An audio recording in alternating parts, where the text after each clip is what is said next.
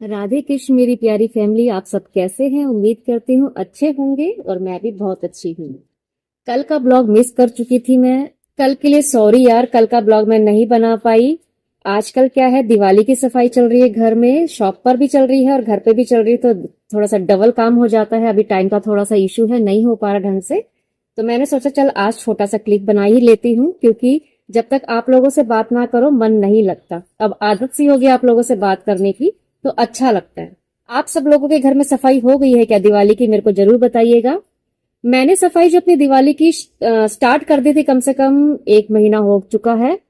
मैं इसलिए पहले से करती हूँ क्योंकि ना मेरे को शॉप का भी करना होता है, तो 1 महीना पहले मैं सफाई शुरू कर देती हूँ। अभी क्या है, जैसे अब 3-4 दिन रह गए, तो अब जितना भी ऊपर का डस्टिंग फिर दोबारा हो जाता है, बार बार गंदगी तो आती रहती है, तो वो सारा साफ कर दूंगी। जो मेन मेन होता था ना, वो मैं पहले कर लेती हूँ। जैसे मेरे को क्या आदत है, बेड है अपनी जगह से पूरा हटाकर उसके नीचे सफाई करना, और फिर मैं थोड़ा सा चेंज कर देती हूँ। जैसे बेड अगर इस किनारे है तो उस किनारे कर दूंगी, तो थोड़ा खुद को भी देखने में अच्छा लगता है। नीचे से भी सफाई हो जाती है ढंग से, लगता है कि हाँ भी दिवाली की आपने सफाई करी है। तो किस किस की सफाई हो चुकी है, किस किस ने स्टार्ट करी है, मेरे को जरूर बताइएगा कमेंट बॉक्स में। ये जो टाइम पीरियड होता है ना लेडीज का, बहुत ज्यादा बिजी होता है भाई, बहुत ज्यादा शेड्यूल बिजी होता है। दिवाली दिवाला निकाल देती है। एक तो खर्चे ऊपर काफी हो जाते हैं, ऊपर से साफ सफाई में भैया आदमी टूट जाता है। लेकिन त्योहारों का मजा यही है यार, त्योहार साल पूरा साल इंतजार देखते हैं, त्योहार आता है, बहुत अच्छा लगता है। अगर ये सेलिब्रेशन ना होना हमारी जिंदगी में, तो सूनी जैसी लगेगी, क्योंकि एक जैसा रूटीन चलेगा, बस सुबह उठो, नहाओ धो, काम धंधा अपना, बस रात को जाओ सो जाओ। तो ये त्योहार ही होते हैं जो कुछ बीच में हमें कुछ ना कुछ नया करने का एक मौका देते हैं, एक दूसरे से मिलने का मौका देते हैं। नहीं तो किसके पास टाइम है यार। होली हो गया, दिवाली हो गया, त्योहारों पे ही आजकल, बल्कि अपने जो सगे सगे रिश्तेदार भी है ना, वो भी सिर्फ खाली त्योहारों पे ही मिल पाते हैं। मिलना, आजकल शेड्यूल सबका इतना बिजी हो गया ना कि मिलना तो दूर, फोन पर भी बात नहीं हो पाती। सब इतने बिजी हो गए अपनी लाइफ के। तो अच्छा है, मैं तो कहती हूँ शुक्र है ये त्योहार बने हैं, शायद इसीलिए ये त्योहार बनाए गए होंगे कि भाई सब एक दूसरे को, कितना भी आप अपने लाइफ में बिजी हो, लेकिन ये त्योहार आते हैं तो कम से कम आप एक दूसरे को याद करते हैं, मिलते हैं, मुबारकबाद देते हैं। इस बहाने से आपका मेल जोल होता है, प्यार बढ़ता है। तो ये भी अपनी लाइफ में बहुत जरूरी है, नहीं तो बड़ा सूना सा लगता है यार, एक जैसी जिंदगी चली जा रही है, कुछ भी हमें नया अलग से करने को नहीं मिल रहा ना। किसी के पास इतना टाइम होता ही नहीं, वो पहले वाला टाइम नहीं रहा यार, कि लेडीज पहले बैठ जाती थी ग्रुप में, अपनी बातें करती थी, कितना भी काम होता था, बल्कि उस टाइम पे ज्यादा काम होता था हम लोगों से, फिर भी वो आपस में बातचीत कर लिया करती थी। आजकल के टाइम पे क्या है, हर चीज की आपके पास सुविधा है, हर चीज की आपके पास मशीन है, फिर भी पता नहीं क्या ऐसा शेड्यूल बन गया है कि हम लोगों के पास ना टाइम नहीं है, बिल्कुल भी टाइम नहीं है। पता नहीं कैसी लाइफस्टाइल हो गई यार। मेरे को तो ये समझ में नहीं आता कि ऐसा क्या फर्क आया है कि पहले काम भी ज्यादा होता था, लेकिन बातचीत भी, माहौल भी इतना सुंदर प्यारा बना रहता था कि भी सब एक दूसरे के दुख दर्द में, सुख में, सब में शामिल होते थे। आजकल तो ऐसा है कि आपके पड़ोस में क्या चल रहा है आपको खुद ही नहीं मालूम क्या चल रहा है। उनके घर में अच्छा जी ये हो गया, दूसरों से पता चलता है यार, बड़ा अजीब सा माहौल लगता है मेरे को ये। ऐसा नहीं है कि जब भी हम अपने बचपन में थे तो देखते थे अपने, हमारे अपने टाइम पर, मैं अब जैसे 48 की हूं, तो अपना बचपन बता रही हूँ, तो काफी साल हो गए इस चीज को। सबके साथ मिलके खेलना, हमारी मम्मियां भी मतलब बैठती थी, आपस में बातचीत करती थी, लेकिन अब वो माहौल नहीं रहा। तो मैंने ये जो चैनल शुरू करा है ना, व्लॉगिंग शुरू करी है, वो इसी पर्पस से और शुरू करी है कि बातचीत तो हमारी किसी से हो नहीं पाती, टाइम नहीं मिल पाता, एक यही जरिया मेरे को लगता है कि बचा है कि हम एक दूसरे का सुख दर्द जो है वो सुन सके, एक दूसरे को अपनी फीलिंग्स शेयर कर सके। मतलब कुछ भी कह लो आप, इसके जरिए एक दूसरे से सब कुछ शेयर कर सकते हो, किसके घर में कैसा माहौल है कैसा नहीं वो जान सकते हैं। और एक कमाई का जरिया तो बना ही हुआ है, वो तो एक अलग चीज है। लेकिन कई ऐसी फ्रेंड्स हैं मेरी जो नहीं हम मिल पाते, नहीं बात हो पाती, जबकि कुछ फ्रेंड्स तो यहीं हमारे पास ही रहती हैं, तब भी उनसे मिलना जुलना नहीं हो पाता। और कुछ हैं जो थोड़ा सा दूर है, वहां तो जाना पॉसिबल पॉसिबल भी नहीं लगता कि भाई आना जाना होगा। बस वहां तो कोई खास त्योहार हुआ, भी किसी बच्चे की शादी वादी हुई या कुछ हुआ तो ही आना जाना होता है, नहीं तो वो भी नहीं होता। तो मेरा एक मकसद ये चैनल खोलने का ये भी था कि चल इस बहाने हम कम से कम आपस में जुड़े रहेंगे। कोई तो बहुत खुश है वो मेरी फ्रेंड्स की, हाँ चल तूने ये बहुत अच्छा काम करा है, हम इस बहाने तेरे को डेली देख लेते हैं। तो ये एक प्लेटफॉर्म बहुत बढ़िया है। आप इसे सही तरह से अगर यूज करते हैं ना, तो ये प्लेटफॉर्म ना मुझे बहुत बढ़िया लगता है यार। बहुत बढ़िया प्लेटफॉर्म खोला है ये, मतलब ऑसम है। कम से कम आप घर बैठे भी वो सारे काम कर सकते हो जो आप चाहते हो। मिलना जुलना हो गया किसी से, नए लोगों से जान पहचान कर सकते हो इसी के माध्यम से। अगर हमारे पास वैसे टाइम नहीं है, टाइम भी इसी के चक्कर में नहीं है, और इसी से भी टाइम मिल रहा है दूसरे से बातचीत करने का, तो दोनों चीज हमें इसी से ही मिली है, इसी प्लेटफॉर्म से मिली है। इसी ने हमें लोगों से दूर भी किया है, तो इसी ने हमें लोगों के पास तक भी पहुंचाया है। आप किसी भी पॉइंट ऑफ व्यू से इसको देख लीजिए। नेगेटिव देखना है तो नेगेटिव देख सकते हैं, पॉजिटिव देखना है तो पॉजिटिव देखना है, देख सकते हो। कोशिश करिए कि पॉजिटिव ही देखिए, वो ज्यादा अच्छा है। क्यों नेगेटिव पॉइंट्स हम अपने बीच में लाए, वो हमारे हाथ में है कि हम इसको किस तरह से यूज कर सकते हैं। आज का बस ब्लॉग इसी चीज के लिए थोड़ा सा बनाया था, क्योंकि अभी थोड़ा सा शेड्यूल बहुत ज्यादा बिजी चल रहा है। दुकान की भी लगातार सफाई हो रही है। कल रात को भी जाते जाते मैं और मेरे हस्बैंड सफाई करके ही दुकान से गए थे। मैं थोड़ा जल्दी चली गई थी, वो बाद में आए थे। तो अभी घर का भी मैं अभी निपटा के ही आई हूँ, जस्ट बिल्कुल अभी नहा धोकर। बाल भी मेरे पूरे प्रॉपर अभी नहीं सूखे हैं। दुकान पे फटाफट भागी क्योंकि बहुत लेट हो जाता है। हस्बैंड सुबह से खोल के बैठते हैं शॉप, 3 सवा 3 बज गए मेरे को आते आते। तो यहाँ की भी एक ड्यूटी है, तो जल्दी जल्दी मेरे को आना पड़ता है। तो वही है कि भाई उस हिसाब से घर का भी करना है, दुकान का भी करना है, तो थोड़ा सा शेड्यूल अभी ज्यादा बिजी चल रहा है। मेरा ही नहीं, सब लेडीज का चल रहा होगा। तो अभी जो भी क्लिप छोटा मोटा जैसा भी बना पाऊंगी अभी मैं वो शेयर कर दूंगी डेली का डेली। जैसे कल नहीं कर पाई तो मेरे को बड़ा ना बहुत ज्यादा दुख हो यार, कि अभी तो ब्लॉगिंग शुरू करी है, सिर्फ 3 ही ब्लॉग बना पाई हूँ। उसके बाद से मैं मतलब एक मिस भी कर दिया, एक छुट्टी भी ले ली। मेरे को छुट्टी नहीं लेनी, मेरे को डेली ब्लॉग अपना कुछ ना कुछ डालना है। आज का टॉपिक कोई खास नहीं था, सिर्फ यही बताने के लिए कि भी मेरा शेड्यूल थोड़ा सा बिजी है, सबका बिजी है। हो सकता है अभी आप मेरी वीडियो इतना देख भी ना पा रहे हैं, क्योंकि भी सबके घर में इस टाइम काम होगा। इसलिए छोटी सी क्लिप बना दी मैंने कि चलो थोड़ा बहुत तो मिल ही लेंगे, है ना। 5-7 मिनट, 2-4 मिनट जो भी है, कम से कम एक ब्लॉग तो बनाया। मेरे को ये सेटिस्फाइड होगा कि मैंने आज अपना काम करा। एक रूटीन बना लो ना अपनी लाइफ का कि भी हमें ये डेली काम करना है, उसके बाद वो काम मिस हो जाए तो बहुत दुख होता है। और वो भी वो काम जो आपका अपना फेवरेट हो।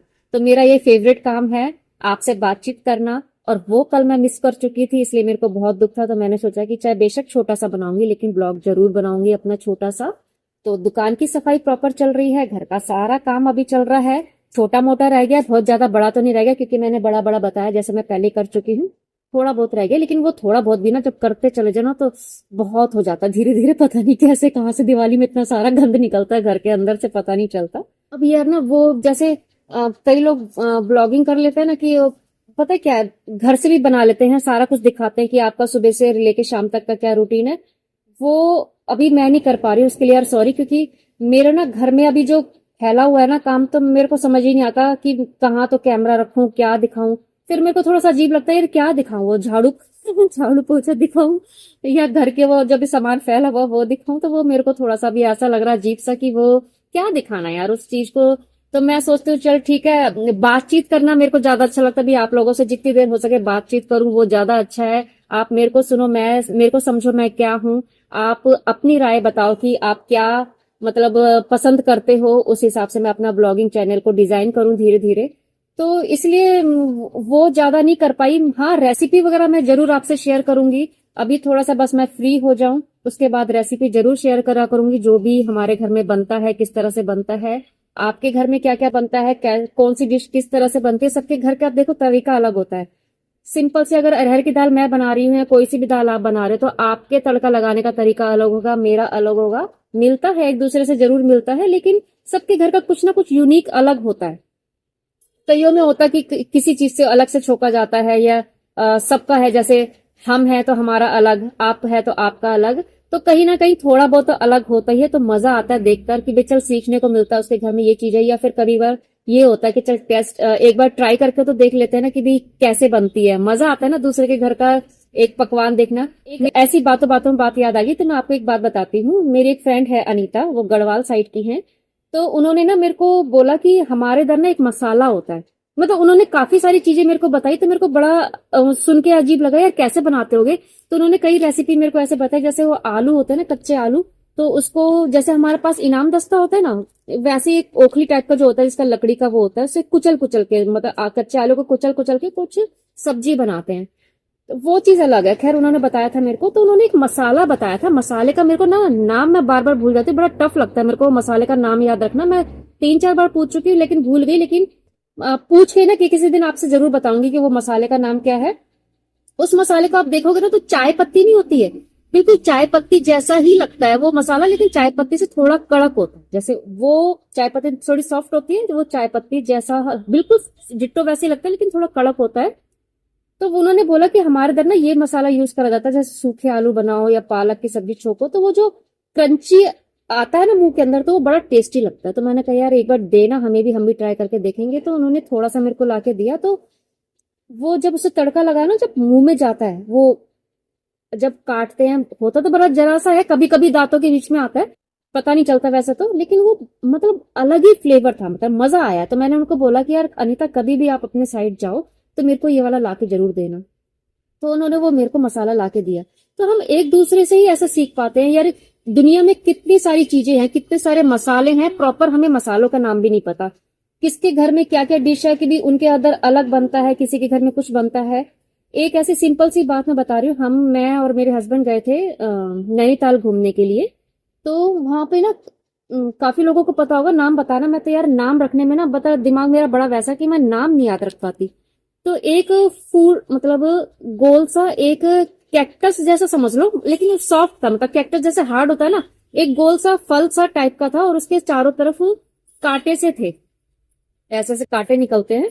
तो वहां पे वो जो ड्राइवर था उसने बोला कि जब हमारे इधर के साइड के बच्चे जैसे पढ़ते नहीं है या कुछ भी है, तो इससे पनिशमेंट देते हैं बच्चों को। और उसकी खासियत क्या थी कि अगर वो आपको हल्का से भी टच हो जाए, कहीं पर भी हाथ पे टच हो जाए, तो वो पूरे दिन आपको झंझनाहट मतलब करंट जैसा बता रहे थे कि वो करंट जैसा महसूस होगा आपका पूरे दिन, मतलब कई घंटे। यानी कि वो कह रहे थे कम से कम 22, 23, 24 घंटे तक का उसका असर रहता है।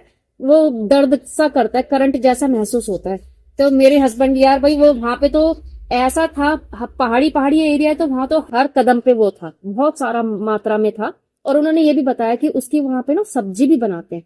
तो मैंने कहा यार करंट जैसी चीज लगती है, उसको तोड़ते कैसे होंगे फिर सब्जी? तो कह रहे हाँ इसकी बहुत टेस्टी सब्जी बनती है, वहां पे वो सब्जी भी बनाते हैं। और बच्चे अगर जो नहीं पढ़ते ना उनको पनिशमेंट के तौर पे उससे मारते भी हैं। तो बच्चे डरते हैं उसको लगने से कि भी लगेगा तो पूरा दिन वो उसकी बॉडी पे असर करता है। मतलब आपने सजा एक बार दे दी, लेकिन वो 24 घंटे के लिए सजा होगी उसको ना, 24 घंटे उसको वो याद रहेगा कि मेरे को आज इससे मारा गया है। भैया मेरे हस्बैंड तो गाड़ी से उतर के उसको टच करने के लिए गए, वो ड्राइवर ने तो पूरी अच्छी तरह से पकड़ लिया था। कह रहे थे उनको तो आदत है, वहां के रहने वाले हैं, तो कह रहे हमें आदत है, हम पकड़ लेते हैं, हमें कुछ नहीं है। मेरे हस्बैंड ने भी हल्का सा टच करा, लेकिन मेरी तो बिल्कुल हिम्मत नहीं है। मैं कहा यार करंट जैसी चीज से तो मेरे को तो बहुत डर लगता है, मैं बहुत दूर रहती हूँ। मेरे को करंट नाम से ना बड़ा डर लगता है, पता नहीं पिछले जन्म में करंट से मरी थी क्या था, लेकिन मेरे को करंट नाम सुनती ना, तार भी मैं बड़ा वैसे करके पकड़ती हूँ, मेरे को बहुत डर लगता है करंट के नाम से। तो मेरे हस्बैंड ने भी छुआ, तो अंगूठे से छुआ था उन्होंने, हल्का सा टच करा था। मैं पीछे से बोलती रही यार मत करो, पता नहीं क्या लगेगा क्या नहीं। तो कहने लगे कोई बात नहीं, टेंशन मत ले, मैं जरा सा ऐसे करके देखूंगा।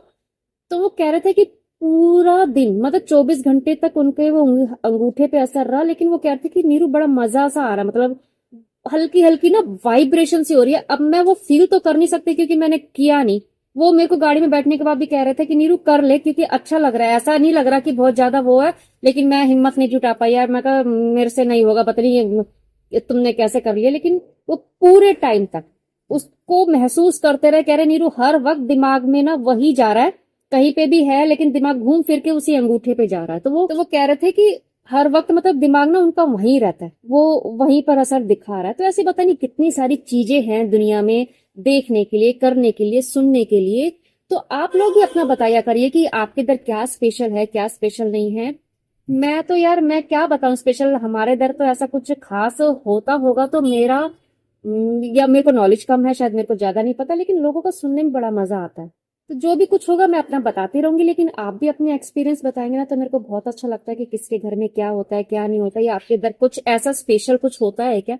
जैसे हम वहां गए थे तो यहाँ ये चीज पता चली। तो कहीं पे भी एरिया में निकलो ना, हर एरिया वाइज कुछ ना कुछ अलग जरूर होता है, डिफरेंट जरूर होता है, मजा आता है सुनकर, कुछ ना कुछ तो नॉलेज मिलती ही है यार।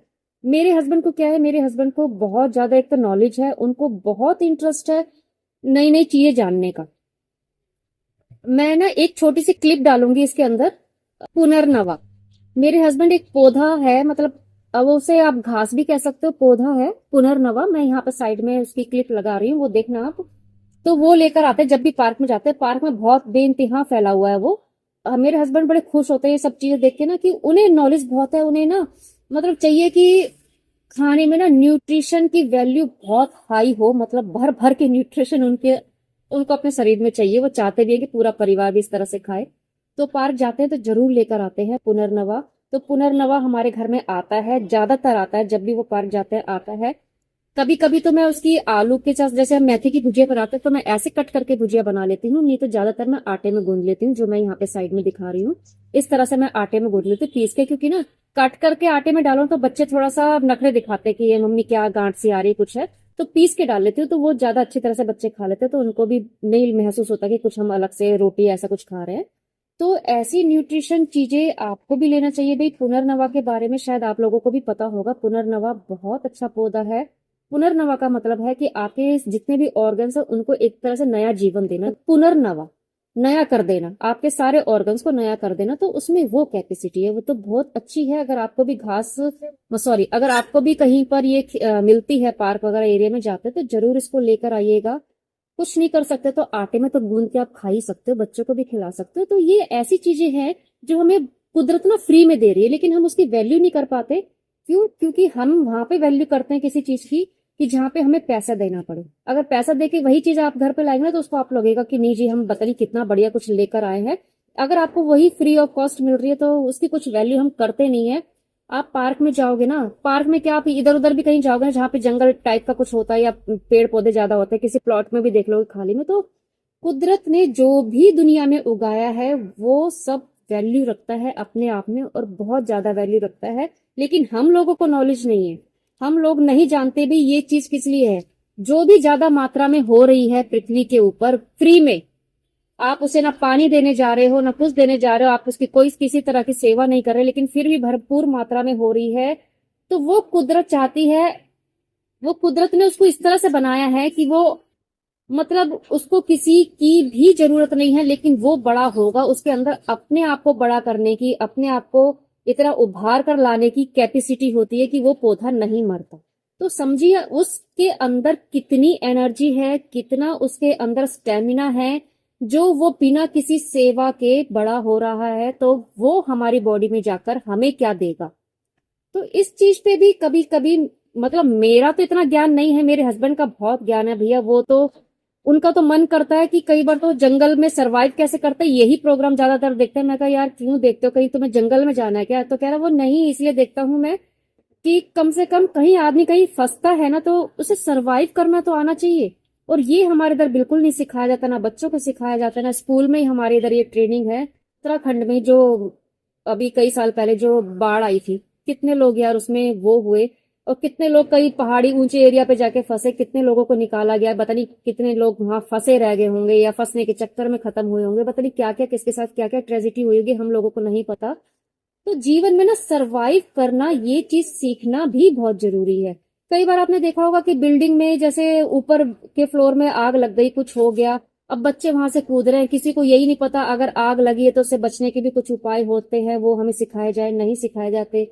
रस्सी से आपको कैसे ऊपर से नीचे करना है, हमारे पास ही कुछ ना कुछ ऐसा जरूर होता है जिससे हम अपने आप को बचा सके, कुछ कर सके, लेकिन हमें उसका ज्ञान नहीं होता।